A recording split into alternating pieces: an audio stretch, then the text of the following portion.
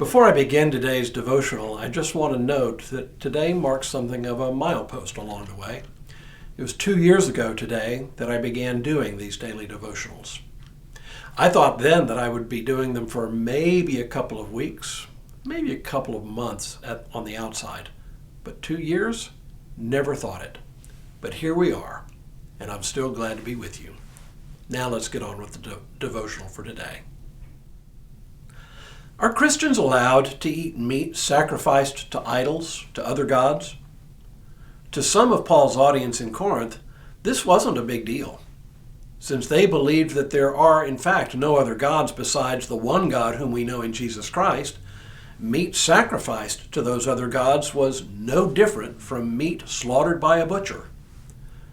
The interesting thing is that Paul started his response to them by actually agreeing with a portion of their premise. There are no other gods, and so to eat meat sacrificed to them is not the same thing as participating in the worship of those gods.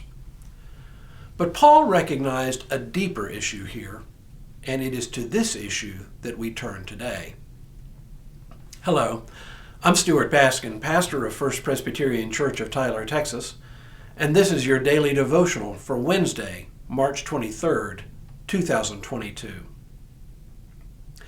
In the matter of whether or not one can eat meat sacrificed to other gods, Paul saw immediately that the relevant issue at stake wasn't the meat, but the problem of spiritual pride, the problem of people in the Christian community who believed themselves superior to others because of their higher level of intellectual sophistication. They reasoned, correctly as Paul says, that there are no other gods, and therefore eating meat sacrificed to those non-gods was not a religious issue at all. But that's where Paul's agreement with them ended. Their unwritten premise was that matters like this were matters of personal choice. That's the premise that Paul eviscerates in the next section of 1 Corinthians 8. Referring to their argument, he says, "It is not everyone, however, who has this knowledge. Since some have become so accustomed to idols until now, they still think of the food they eat as food offered to an idol, and their conscience, being weak, is defiled. Food will not bring us close to God. We are no worse off if we do not eat, and no better off if we do. But take care that this liberty of yours does not somehow become a stumbling block to the weak. For if others see you who possess knowledge eating in the temple of an idol, might they not, since their conscience is weak, be encouraged to the point of eating food sacrificed to idols? So by your knowledge, those weak believers for whom Christ died are destroyed. But when you thus sin against members of your own family and wound their conscience when it is weak, you sin against Christ. Therefore, if food is a cause of their falling, I will never eat meat, so that I may not cause one of them to fall." You may be correct, says Paul, that eating meat sacrificed to idols doesn't implicate you in worshiping other gods, but that's not really the point. The point is the unity of the fragile Christian community. The fact is, there are others in the community who are scandalized by those who eat this meat, believing, rightly or wrongly, that simply eating this meat does indeed implicate them in the worship of those gods.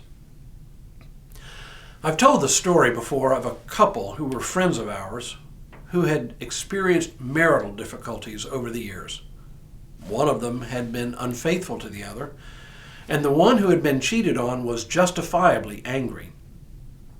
But in the course of marital counseling, the counselor turned to the one who had been wronged and said, "Do you want to be right, or do you want to be married?" This is exactly the question Paul poses to the Corinthians. Yes, you intellectual snobs, you may be technically right on this point of theology and practice, but in insisting on your own way, you are threatening the fragile unity of the church.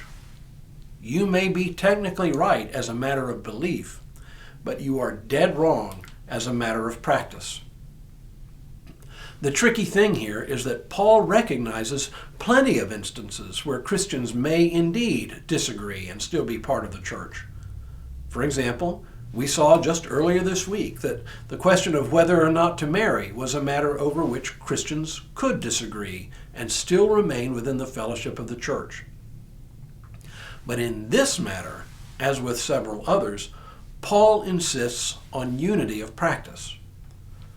So why is this particular issue one about which Paul insists on such unity?